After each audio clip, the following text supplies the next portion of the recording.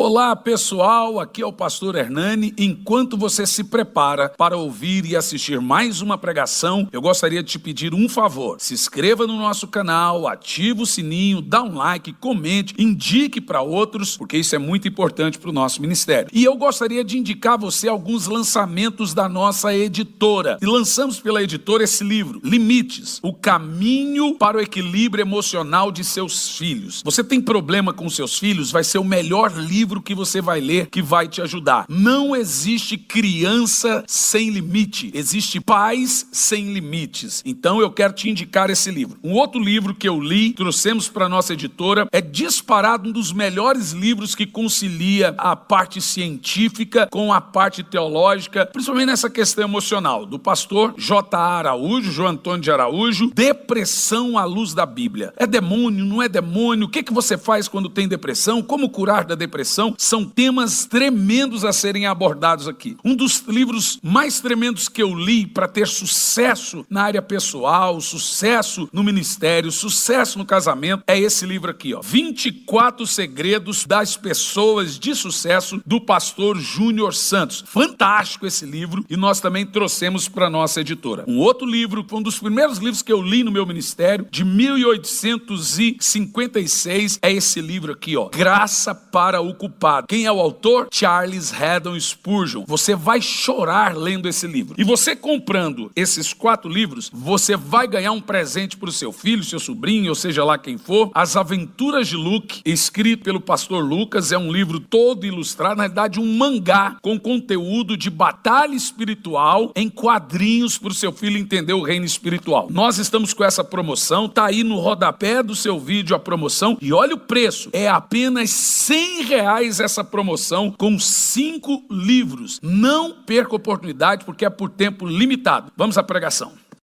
João 6:28 começa dizendo assim, um bate-papo de Jesus com os discípulos, e eu quero falar nessa noite sobre geração de olhos secos. E no final desse bate-papo, os discípulos fazem uma pergunta a Jesus: que faremos para realizar as obras de Deus? Olha que pergunta, irmãos. Que faremos para realizar as obras de Deus? Senhor, fale conosco, que não seja eu quem fale, mas que seja o Teu Espírito falando aos nossos corações. Esconda-me atrás de Ti, que não seja a carne, não seja o homem, mas que seja o Teu Espírito, Pai. Em nome de Jesus. Amém. Meus queridos, você já parou para pensar em alguns dados que nós temos na Bíblia sobre a igreja primitiva? A igreja vétero, ou a igreja neotestamentária, a igreja do primeiro século.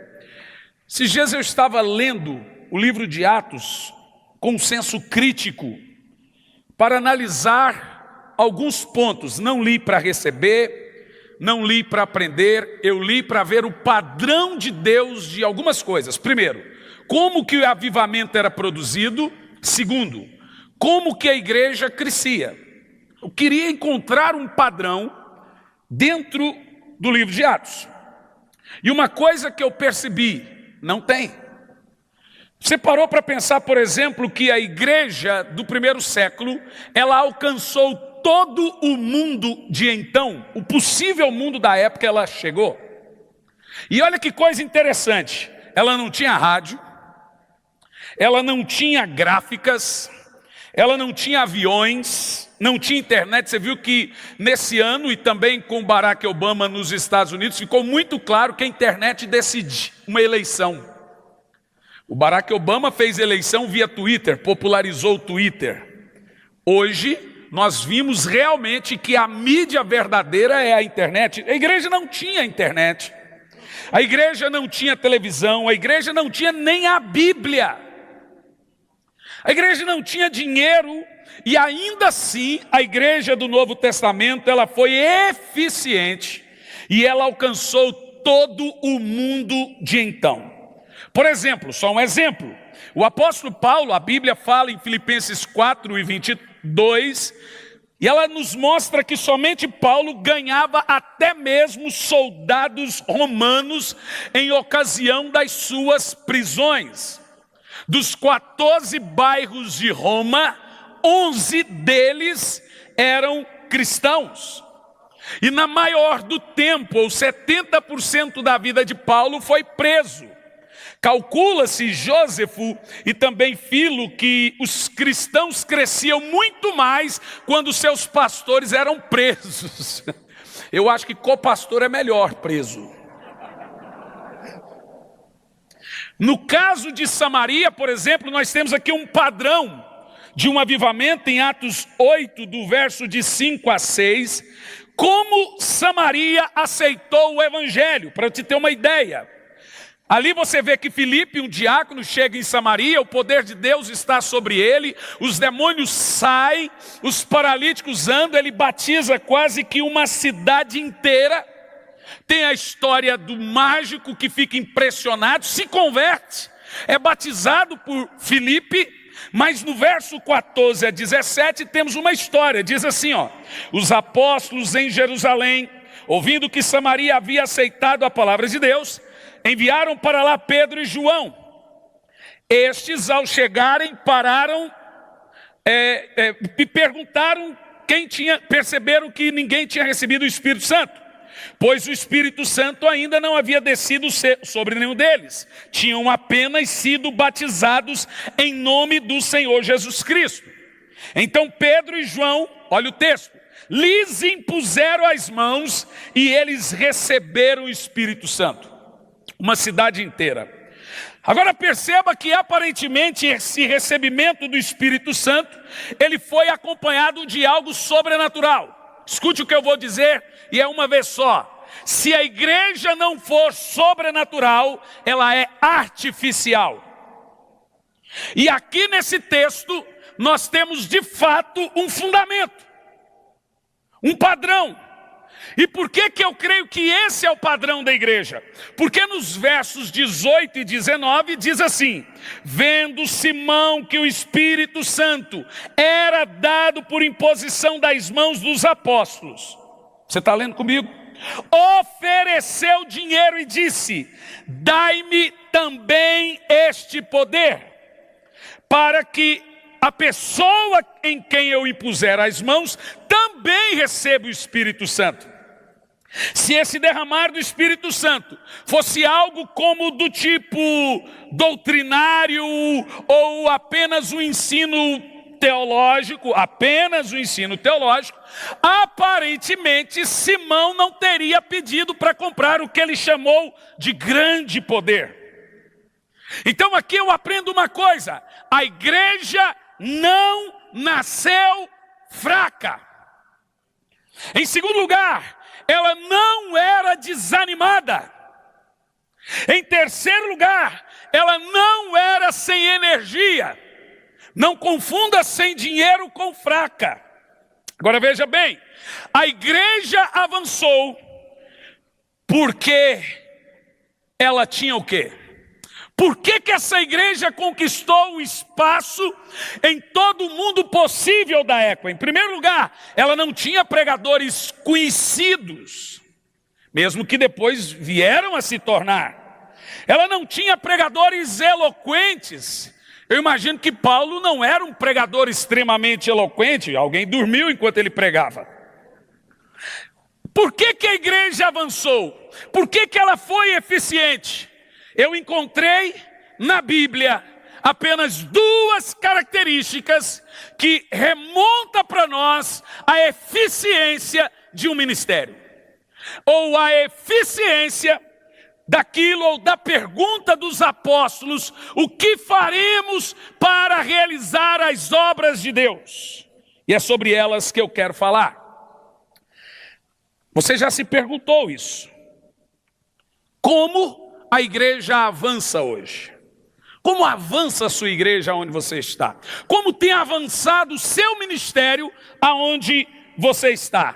Como que a igreja hoje faz? Ela pega alguns irmãos, muito bem intencionados, coloca em seminários, eles ficam lá de 2 a 4 anos, eles voltam dos seminários E agora eles nos ensinam como plantar a igreja.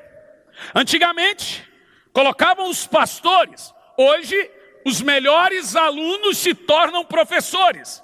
Em algumas partes, agora nós temos alunos que nunca plantaram igreja, nos ensinando a plantar igreja. O que nós vemos, de fato, é que a igreja não nasceu em uma sala. Ela não avançou porque aqueles homens eram grandes exegetas, embora eu acho extremamente necessário a instrução. A igreja cresceu por duas características. E a primeira delas eu aponto agora: experiência. Agora preste atenção no que eu vou falar. Eu dou aula. Aqui nós temos pelo menos 3 mestres hoje, mais 4 mestres e mais um punhado. Não estou em nenhum momento depreciando o ensino, jamais. Eu apenas quero colocar em ordem ambas as coisas. Hoje, o que nós fazemos? Nós pegamos as pessoas e enchemos eles de instrução. E depois tentamos dar a eles poder. Quem crê no poder? Isso está errado. Porque Deus não fez e nunca fez ou chamou alguém antes de lhe dar essas duas coisas em primeiro lugar. Primeira delas, a primeira coisa que Deus sempre fez a uma pessoa foi dar a ele uma experiência. Pense comigo. Deus chamou Noé, apareceu para Noé, falou com Noé. Qual é o nome disso? Qual é o nome disso? Experiência. Depois que Noé teve uma experiência, ele recebeu uma segunda coisa extremamente importante: uma informação, o que nós acostumamos a chamar de revelação. E agora Noé recebe uma informação privilegiada. Veja, informação é a coisa mais cara do mundo, tão cara que se um político vazar, ele é preso. O Google é tão poderoso porque ele tem todas as informações. Então Deus vem para Noé, aparece para Noé, fala: sou eu, o Senhor teu Deus. Noé tem uma experiência com Deus. Depois que Deus vem para Noé, Deus lhe dá uma instrução, uma revelação, e diz: Noé, eu vou destruir o mundo. Só ele sabia disso. Depois que Deus dá uma revelação, Deus dá uma terceira coisa: instrução. Você viu aonde está a instrução? Se você der a instrução para alguém, antes dele ter uma experiência com Deus, a instrução mata a experiência. Se você levar a pessoa a ter uma experiência com Deus, a experiência fortalece a instrução. Não é as coisas que estão erradas, talvez a ordem delas. Nunca a instrução pode vir antes do conhecimento de Deus. Nunca devemos priorizar que as pessoas tenham muita sede de conhecimento antes de ter experiência profunda, solitária e marcante com Deus. Eu tenho um filho de 16 anos. E ele fala: pai, como é isso? Pai, como é aquilo? Pai, eu falo: filho, a minha oração é que você tenha a sua experiência com Deus. Sabe por quê? Nós hoje vivemos uma geração de olhos secos. É uma geração que se ofende, mas não se emociona. A chamada geração da lacração, famosa mimizenta. Pegue, por favor, a sua avó, seu pai e a sua mãe. Pergunte quantas vezes eles pensaram em se desviar do Senhor. É capaz de você ainda apanhar. Nunca você vai encontrar um crente da geração passada que pensou em uma só vez na sua vida desistir do seu chamado, ministério, até mesmo do caminho do Senhor. Qual é a diferença? Todos tiveram uma experiência com Deus. Essa é a geração que não chora mais. Essa é a geração que sai do culto, não importa como ele foi emocionante, ela já sai mesmo dentro da igreja dizendo: você viu que o meu time ganhou do céu? Há um tempo atrás, não o meu, porque eu sou do DVD para cá, mas eu leio sobre a história desses irmãos. Há um tempo atrás, os irmãos passavam uma semana ruminando o que era pregado. E eu lembro da minha avó. Ela passava uma semana cantando um hino que ela nunca ouviu na vida, que ela nunca foi composto, mas ela inventava, tipo assim. Ela se inventava. E a gente via que ela estava muito contemplativa. E eu perguntava: o que está acontecendo? A palavra falou muito comigo, mas isso já era quase no outro fim de semana. A experiência é algo que marca profundamente uma pessoa. É como o ferro vermelho do fogo marcar o gado. Deus não marca você como um gado. Deus marca você com uma experiência. E uma experiência é aquilo que só você teve. Uma teologia não se faz de uma experiência. Você não faz uma teologia do nascimento virginal de Jesus. Você não faz uma teologia da sarça pegando fogo. Você não faz uma teologia particular de como Abraão ouviu a Deus. Você não mate o menino. A experiência é só sua. É aquilo que você viu, é aquilo que você ouviu. Eu tenho orado ao Senhor para que essa geração volte a ver anjos, para que essa geração volte a ouvir Deus como os antigos ouviam, dentro da sua mente, dentro do seu coração, a jejuar 40 dias. 20 dias de 40 dias. Eu conheço um homem que há 14 anos, estou brincando, alguns dias, foi arrebatado. Pastor Luciano, obviamente você não vai falar, mas eu sinto com uma inveja santa. Tem essa inveja? Tem, claro. No sentido de estímulo. Ele terminou um propósito de 40 dias de jejum na água. Eu não sei se eu tenho inveja do jejum ou do tanto de quilo que ele perdeu. Talvez é os dois. E esses dias ele e a pastora Kelly estavam comigo lá na igreja. E a primeira coisa que eu perguntei: qual foi as suas experiências? Me conte. Porque eu sei que Deus ainda aparece. Eu sei que Deus ainda fala. Eu sei que Ele ainda dá visões e profecias. Eu sei que aparece anjos na casa das pessoas. Aqueles que dobram os joelhos para orar são os que recebem esse tipo de visita. Eu sei que Deus põe profeta para bater na porta da tua casa, falar coisa que ninguém sabia, só você e Deus. Tem gente aqui que nesses 3 dias vão viver uma experiência que vai durar por anos, por anos, por anos e anos.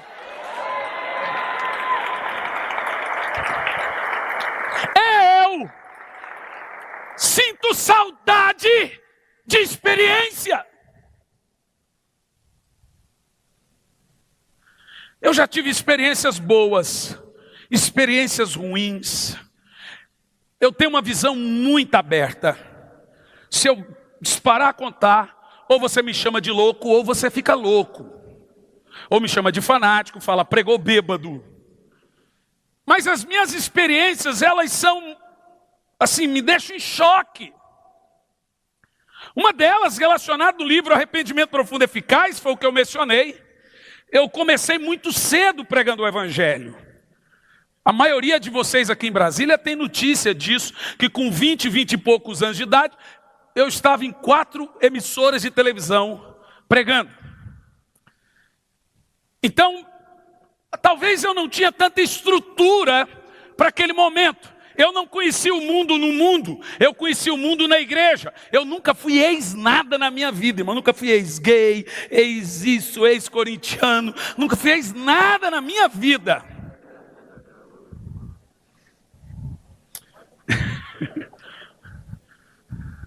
Quem é corintiano se manifesta aí. Agora eu vou expulsar agora.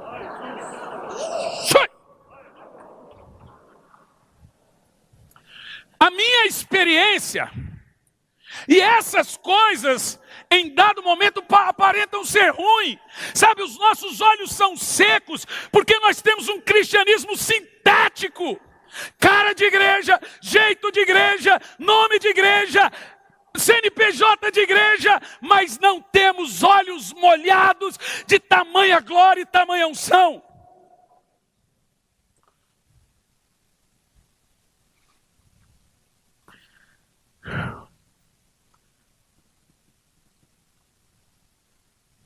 Sabe, você cobrar para pregar, viciado em pornografia. O meu devocional não era orando, eu ficava pelo menos 5 horas em pornografia por dia. E você ia pregar, os milagres não paravam, paralíticos andavam, cegos enxergavam. E você falava para as pessoas, quem quer aceitar Jesus, vinham multidões. Romanos capítulo 2, versículo 4, toleras tu a imensa bondade da sua misericórdia, não percebendo que é a misericórdia de Deus que produz arrependimento?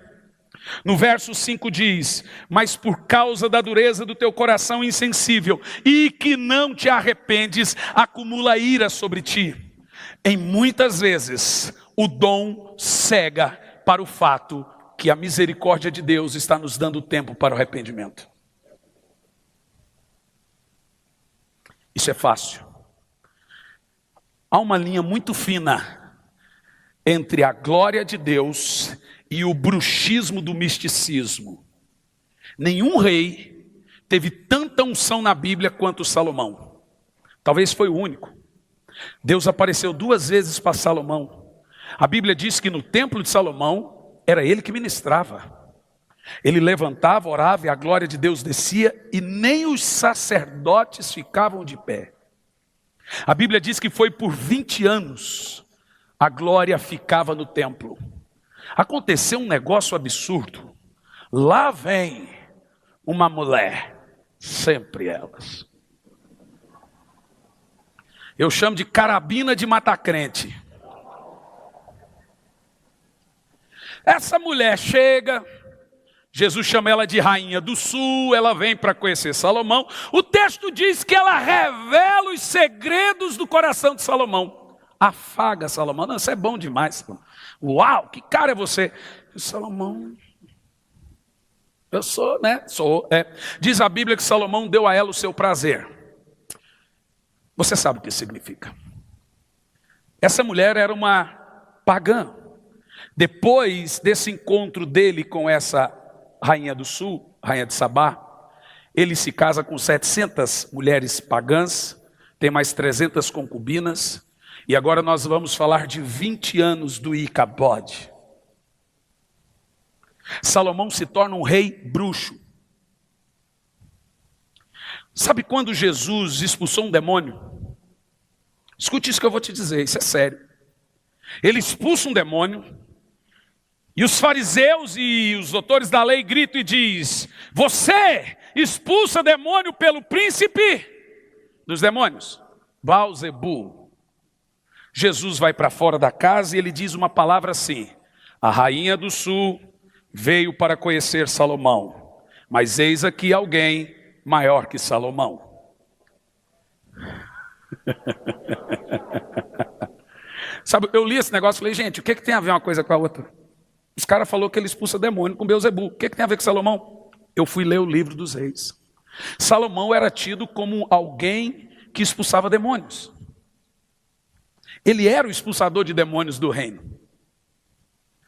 Só que eles dizem, como diz Jósefo e também no livro dos reis, que ele tinha uma facilidade de controlar os maus espíritos que estavam sobre as pessoas. Isso depois dos 20 anos em que ele colocou 4 altares de demônios dentro do templo do Senhor: Quemos, Moloque, Asmodeus e Astarote.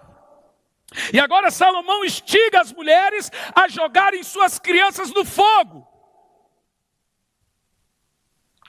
Se Salomão é salvo, quem sou eu para dizer? Mas ele morre com quase ou talvez um pouco mais de 90 anos, desse jeito.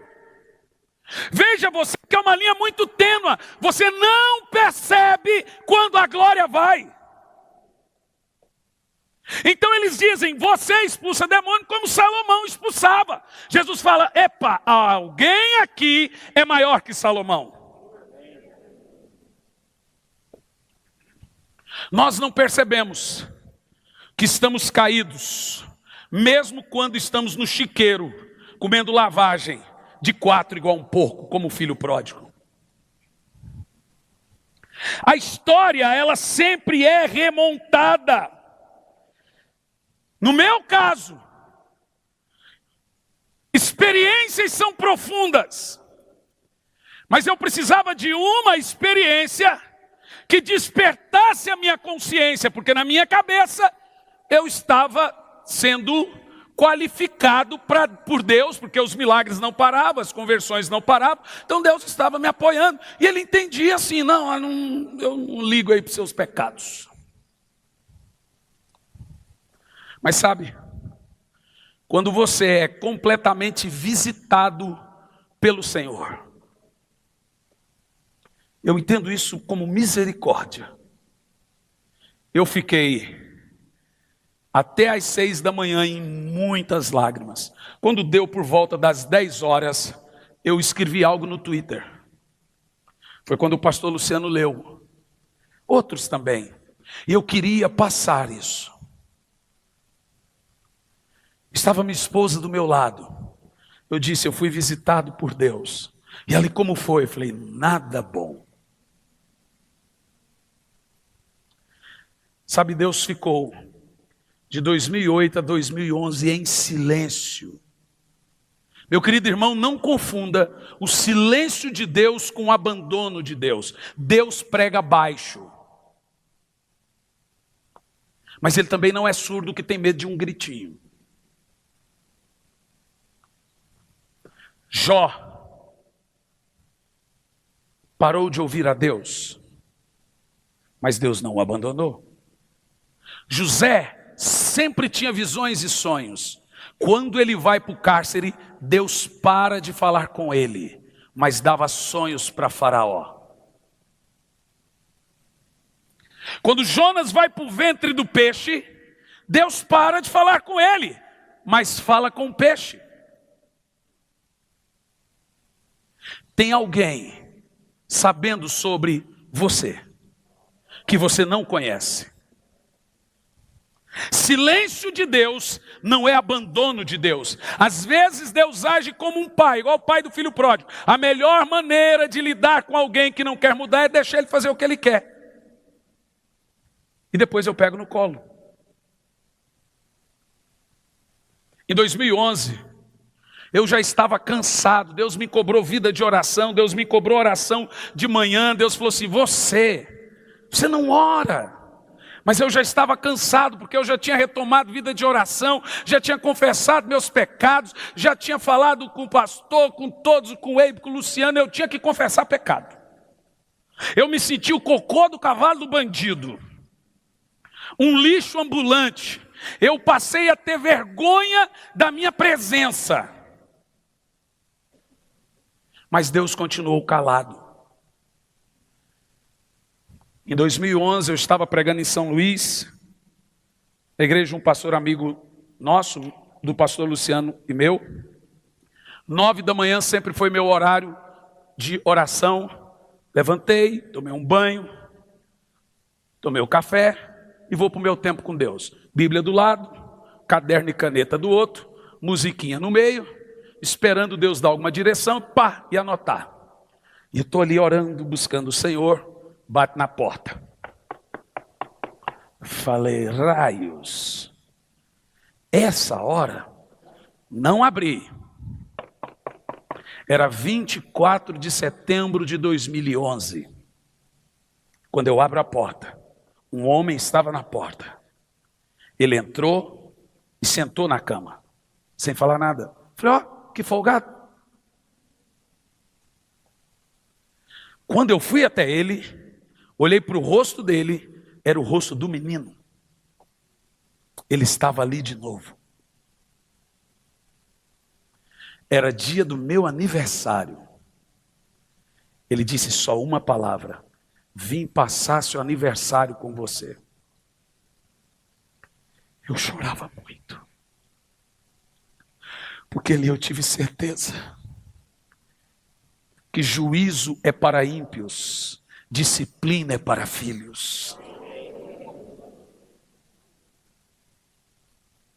E eu fiquei em silêncio. Depois eu liguei para minha esposa e disse: ele veio. Eu quero que você tenha uma experiência com Deus. Eu não sei como é, não sei se um profeta, não sei se uma das palavras, eu não sei se uma visão, se um sonho, mas essa geração precisa voltar a ver Deus.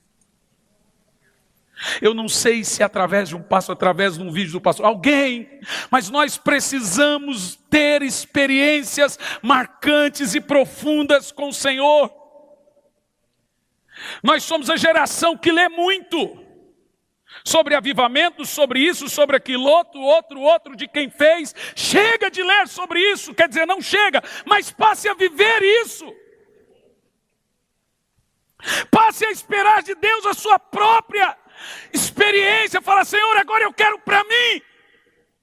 Sabe, uma das histórias que me deixa impactado sobre experiências marcantes e profundas com Deus é a de Finney.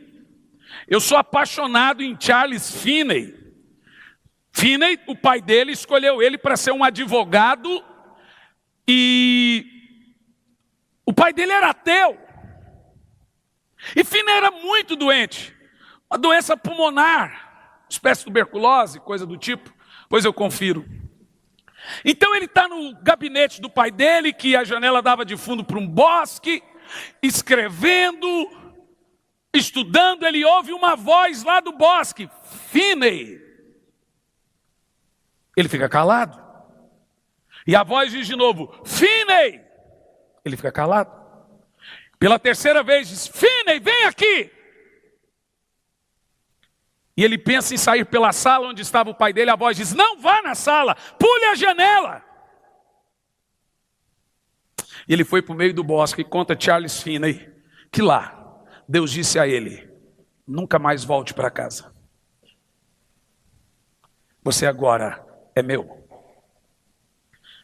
Não sei se você sabe, Charles Finney é um dos maiores avivalistas de tempos quase que modernos. O homem montava em cima de um cavalo, tão cheio de glória e de unção, que ele mudava a atmosfera de uma cidade. A terra ainda está para ver o que Deus fará através de pessoas como você, pessoas como eu, mulheres assim, do seu jeito. Sabe, avivamentos na vida de uma pessoa acontecem de maneiras despretensiosas. Já dizia John Wesley: põe o teu sermão no fogo ou mete fogo no teu sermão. John Wesley dizia: se as cadeiras pegar, se o pregador pegar fogo, as cadeias irão incendiar. Então agora Finney era tão cheio de unção, por causa da experiência que ele teve naquele bosque. Você precisa ler sobre isso, que ele, aonde ele ia chegar numa cidade, alguns quilômetros antes dele chegar na cidade, os crentes mais intimistas na cidade diziam: tem algo diferente acontecendo no ar. Alguns já diziam: Finney está chegando.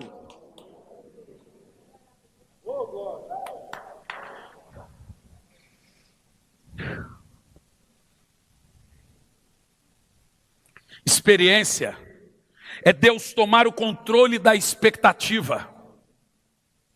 Eu não sei qual é a sua expectativa nesse congresso. Espero que seja das melhores. Mas a experiência, ela assume o controle dessa expectativa. Deus sabe o que Ele quer para você aqui. Deus sabe qual palavra, todas vão falar com você, obviamente, mas Ele sabe qual palavra é a chave para mudar isso que tem que mudar nesses dias. Experiência é quando Deus assume o controle do que eu quero, do que eu penso, do que até daquilo que eu oro. Abraão nunca poderia realizar as obras de Deus se não tivesse tido uma experiência com Deus. Então Deus diz: viaja, vai embora, saia daqui. Ele teve uma experiência. Moisés jamais enfrentaria o seu meio-irmão se ele não tivesse visto o Senhor face a face. Você também enfrentaria Faraó se tivesse tido a experiência de Moisés.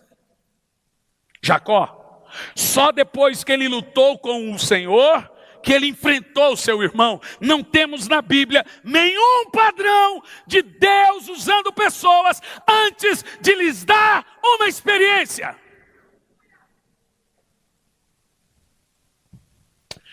Elias só pode realizar as obras de Deus depois que teve a experiência de lidar com o poder sobrenatural. Ele viu e funciona, então ele teve coragem. Deixe-me te dizer uma coisa, um conselho: comece hoje, põe um paralítico para orar. Pode ser que os primeiros 300 caia e não ande. Mas quando um paralítico andar, comece a enfileirar um monte de paralíticos, porque todos irão andar. Comece a orar por um surdo. Pode ser que os primeiros não sejam curados, mas quando um surdo for curado, pode chamar todos os surdos aonde tiverem, serão curados. Deixe-me dizer, você só precisa de só uma experiência, só uma experiência, de nada mais. Só uma.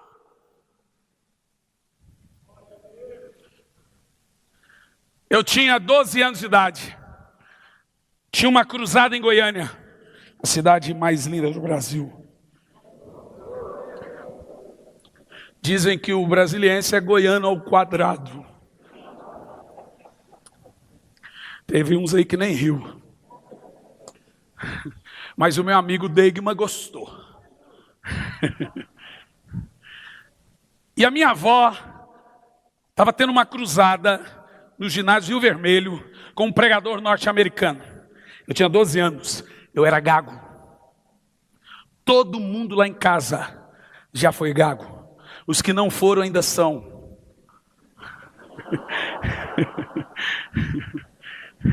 Eu era o mais gago de todos. O meu irmão é muito precioso, ele e a esposa são muito queridos. E ele é muito gago. Hoje ele é pastor em Campo Largo. E eu acho assim tão legal que ele arrumou uma estratégia para destravar na hora que ele está pregando. Eu não sabia disso quando eu era gago. Então ele está pregando, aí ele trava e fala: olha só, irmãos, pá, destrava na hora. E o melhor da história é que ele casou com uma esposa querida de Wittmarsum, uma colônia alemã. Ela é alemã, que também é gaga. Você precisa ver os dois brigando. Sai nada. Irmão, vou te dar uma dica: nunca joga água num gago, não assusta, não está soluçando, ele está gaguejando. Tem gente que pensa que se assustar o gago, ele é curado. Não funciona assim. A minha avó me levou nessa cruzada. Havia umas 20 mil pessoas naquele ginásio. Uma multidão. Eu sentado na primeira fileira. O nome desse pregador é Morre Cerulo. O que o Morre Cerulo tem de unção, ele tem de sistemático. Pensa num homem ungido. E o Morre Cerulo está pregando, eu estou ali. Daqui um pouco, ouve-se um barulho no ginásio assim, ó. Toque, toque, toque. Vem um camarada no meio, com um toquinho assim nos cotovelos, um paralítico sem cadeira, e para do meu lado. Do nada, o Morre Cerulo implica com o coitado do paralítico. Americano, gente. O americano olhou para o paralítico e falou para o intérprete: fala para ele levantar. O intérprete olhou e falou assim: ele está falando para você ficar de pé. O paralítico olhou para o Morre Cerulo e falou: diga para ele que eu não tenho perna. Sabe, uma vez isso aconteceu comigo. Tinha um cara com óculos na igreja, escuro, eu deduzi que era cego. O cara subiu, eu meti a mão no olho dele, tirei o óculos e falei assim: vou orar, você vai ser curado dessa cegueira. Falei: o que você tem? Falei: eu não tenho olho. Falei: fica aí, já volto, fica aí, daqui um pouco eu venho, tá bom? Nunca mais voltei. O cara não tinha olho, meu. Naquele dia eu não tive coragem. Só que o Morre Cerulo, muito abusado, ficou intimidado com o paralítico gritar: eu não tenho perna. Ele gritou: não perguntei. Levanta logo. Irmão, eu fiquei numa raiva. Agora eu já estava torcendo para o touro e não para o toureiro. Eu queria que o pregador se lascasse. Você já fez isso? Quando você não vai com a cara do pregador, ele chama alguém por lá e fala: quer ver? Não vai ser curado, não vai ser curado. Você quer ver? Não é porque você não gosta do piloto que você torce para o avião cair, irmão.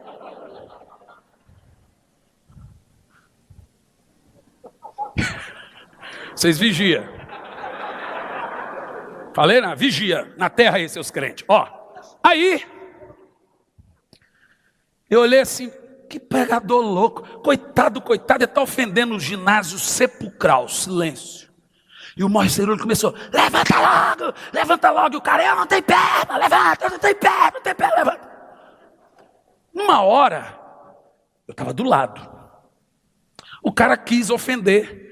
E agora ele falou assim: tá bom, você quer que eu levante? Eu vou levantar. Eu vou levantar então. Ele era paralítico, as pernas para trás, o toquinho nos cotovelos. Ele esticou o braço. Eu estava do lado. Quando ele esticou o braço, ouviu-se um barulho de quebra-ossos. As pernas dele estavam para trás. Ele não viu. E fazia assim, ó.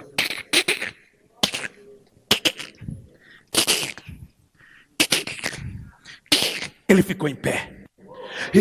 Eu estava do lado, minha cara!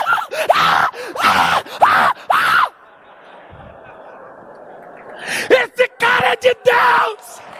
Sabe, irmão, o brasileiro, eu estou pensando em arrancar o cérebro de um brasileiro e mandar para a NASA para estudar. Ele é muito bipolar, cara.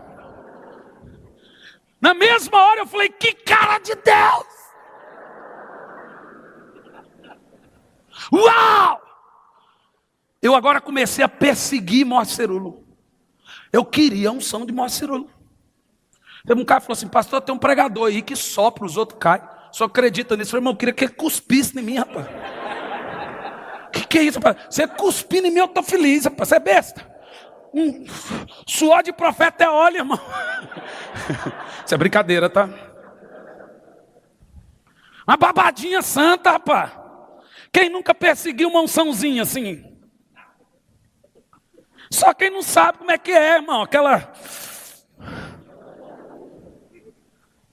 E aonde ia Moshe Cerulo, eu comprava fita e tudo. Oh, meu Deus. Eu não sosseguei mais. Com 14 anos, eu estava morando na igreja, junto com meu irmão, que também é pastor, está aqui.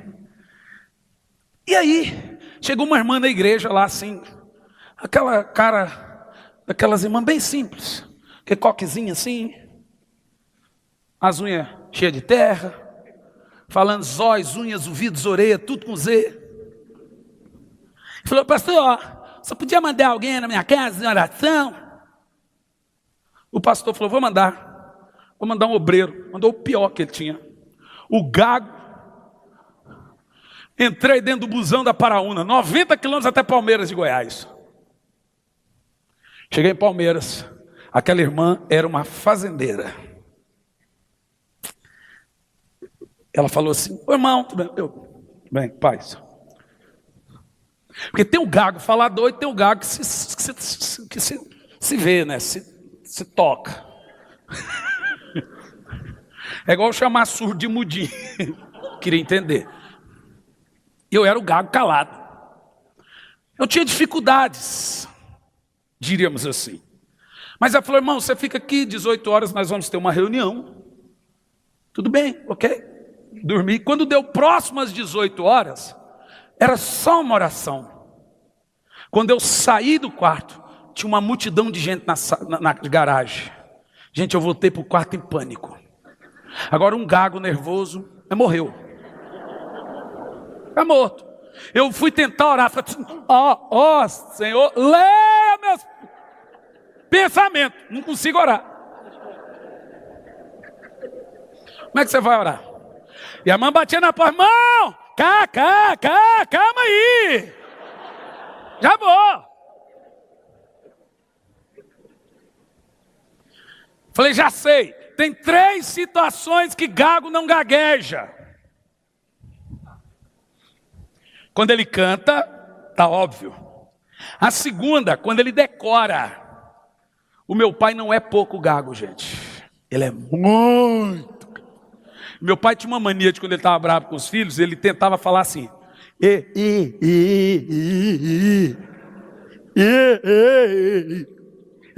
te rasgo no meio.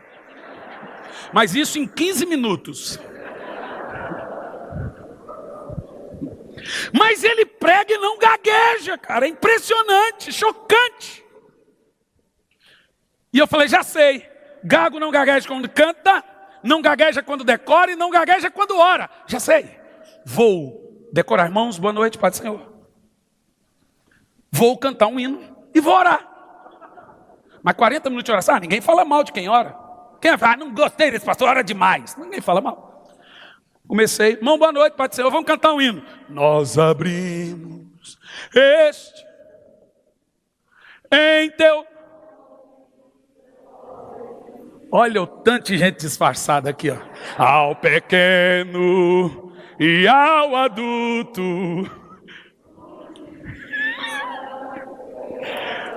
Eita, assemblanada, menino. Cantei, falei, agora vou orar. Irmão, orando, glória a Deus. Irmão, 15 minutos de oração, glória a Deus, já era goi, goi, goi. O aleluia já tinha virado lelô, lelô, lelô. Já viu, não? Tinha uma irmã na minha frente que começou a ter ânsia. Eu lelô, lelô. E a mulher... Daqui um pouco... Vomitou no meu pé. E eu estou orando. Quando eu olho... Meu Jesus amado! Uma bola de câncer. Nunca mais eu gaguejei. Ela e eu fomos curados. Nessa cidade, o pastor foi depois ficou eu e meu irmão, começou ali uma grande obra. A história é muito bacana. Com 15 para 16 anos eu já estava em Curitiba. Toda a minha bagagem coube numa sacolinha do Carrefour. Eu tinha uma calça que olhava para mim e dizia, e eu? Não vou? Era a única que eu tinha.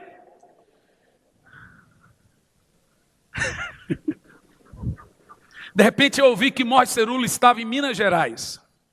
Falei, eu vou.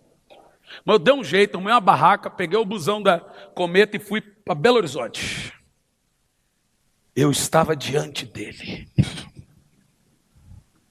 Falei, gente, esse homem vai ter que orar por mim.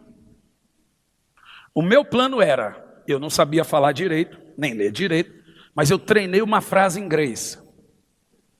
Pray for me, please. Pray for me, please. Pray for me, please. E fiquei esperando ele passar. Lá vem Morte Cerulo. Eu olhei. Falei, eu paro na frente dele. Falei, põe a mão e ora. Mas eu não contava que tinha 4 seguranças. Lá vem Morte Cerulo.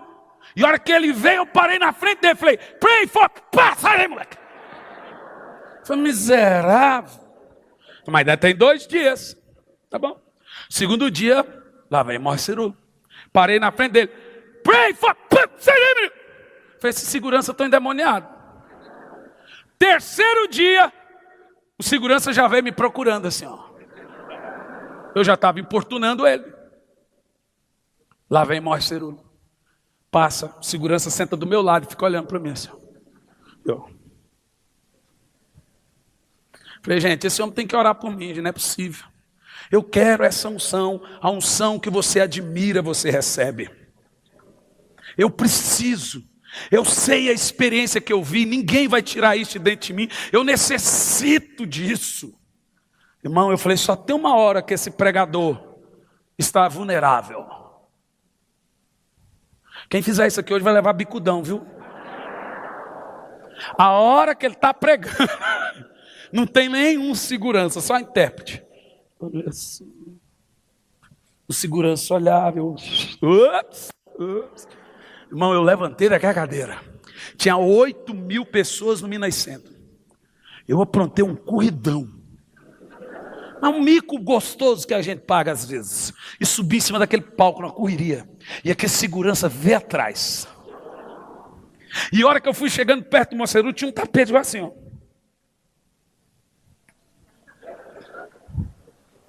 Vocês são muito maquiavélicos.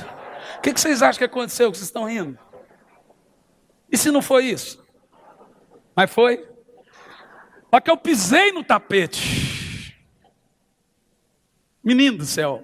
Pior não foi o tapete vir. Quem estava em cima do tapete foi o pior. Era Mocerulo em cima do tapete. Irmão, eu só sei dizer o seguinte. Lá veio um segurança, pegou eu pelas pernas, me segurou. As pessoas que era um terrorista. O Mocerulo falou, sabe ele? Falou, eu sei o que você quer. Eu falei, sabe, né? Pois bem. Você quer unção, né? Eu falei, quero. Falei, você quer unção? Eu quero. Muita. Você quer muita unção. O Mocerulo encheu a mão de óleo. Irmão, acho que foi a unção mais doída que eu recebi em toda a minha vida. Porque ele não colocou a mão. Que ele não estava com tanta raiva de mim. Vem pra você ver que é bom para tosse. Só tenta. Vem unção, fica quieto. Veio. Ele falou, então você vai receber unção. Você quer unção? É. Mas ele mirou minha testa, que não é pequena. Fez assim, ó. Receba! Pá! Eu caí, não sei se foi de dor, se foi de unção, se foi o soco. Mas nunca mais minha vida foi a mesma. Com 19 anos eu fui fazer um instituto básico de teologia. Estava noivo. O instituto começou a tentar tirar de mim a unção. Cheguei num culto de avivamento em Curitiba. Estava eu e minha noiva, hoje minha esposa. O pastor estava pregando e todo assim, serelepe. Eu falei assim, ó que palhaçada. Para que é isso aí? Para que tem que se entortar desse jeito? Palhaçada, negócio de unção, esse cara tá bobo. Que um pouco aquele pregador olhou para mim e disse, ei você! Eu, você! É você. Vem cá. Olhei para ela já estava brava, porque mulher assim, ela fala com o canto da boca, pensa que só ela está vendo. Todo mundo vê, mas ela pensa que só ela. E a mulher, para de criticar, mas todo mundo está vendo, mas ela pensa que só ela está vendo. Eu fui à frente, eu falei para ela, veja, o cara vai cuspir em mim, dar rasteira, dar soco, e não vai acontecer nada. Porque não precisa acontecer. Irmão, quando eu fui chegando perto, não lembro de mais nada. De repente eu voltei. Olhei para minha mulher e falei, o que aconteceu? Ela falou, veja depois na filmagem.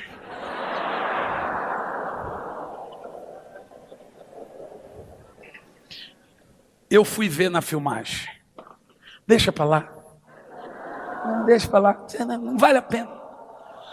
O pastor, para me humilhar, falou, gente, ó, não cria, olha como é que está eu. Olha, ó, incrédulo, olha, olha o que Deus faz com o incrédulo. Experiência é algo marcante. Eu ouvi a Ana Paula Valadão dizer que o Diante do Trono começou em uma conferência Fogo e Glória. Ela tinha acabado de voltar dos Estados Unidos. Não tinham gravado nenhum CD. Foi numa conferência com o Dan e o David. E ela ficou ali desacordada até umas 4 da manhã. Deus deu para ela metade das músicas que viria a fazer sucesso e reunir mais de 1 milhão. Não sei, eu acho que teve gravação que teve mais de 3 milhões de pessoas. Aquilo que nasce do monte é diferente daquilo que nasce na sala. Aquilo que nasce do quarto é diferente daquilo que nasce na mesa. A igreja nasceu no monte, quando o fogo desceu. A igreja nasceu da unção, a igreja nasceu da glória. Você precisa de uma experiência. E aqui eu termino. Vem aqui, Deigme, para aparecer que está terminando. Recentemente, eu lendo a história dos avivamentos, eu percebi que existe um padrão nesses avivamentos. Escute bem o que eu vou dizer. Todo avivamento na história, todos eles, veio a cada 100 anos. A cada 100 anos Deus traz um novo avivamento. De cada avivalista para outro avivalista, temos um processo de uma média de 100 anos. Tudo bem, até aí tudo bem.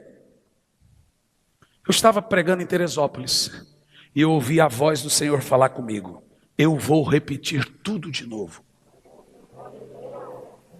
Eu falei, quê? Eu vou fazer do mesmo jeito. Eu disse, o que o Senhor vai repetir? Não sei se você sabe, Billy Graham morreu 3 dias para 100 anos. William Franklin Graham, com 22 anos, foi visitar a igrejinha de John Wesley. Eu já estive lá, o pastor Luciano já teve.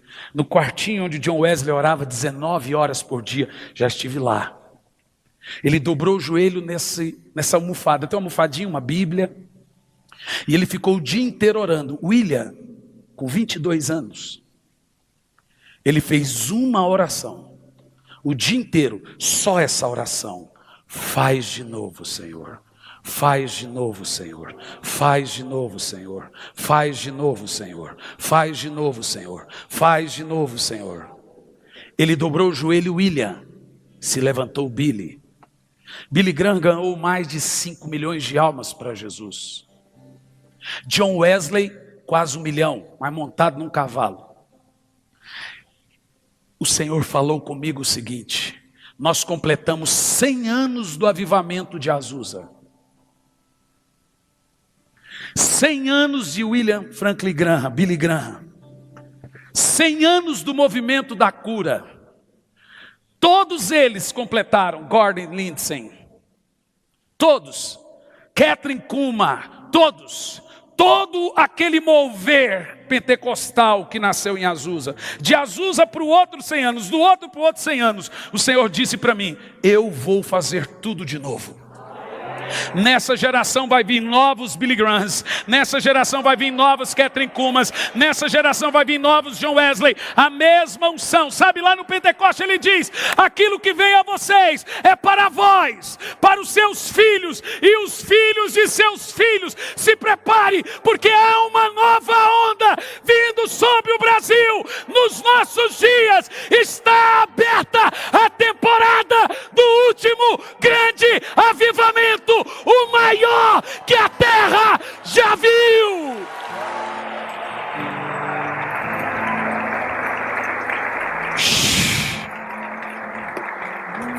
Por 5 minutos, eu quero que você receba algo de Deus. Apenas 5. Fique em pé.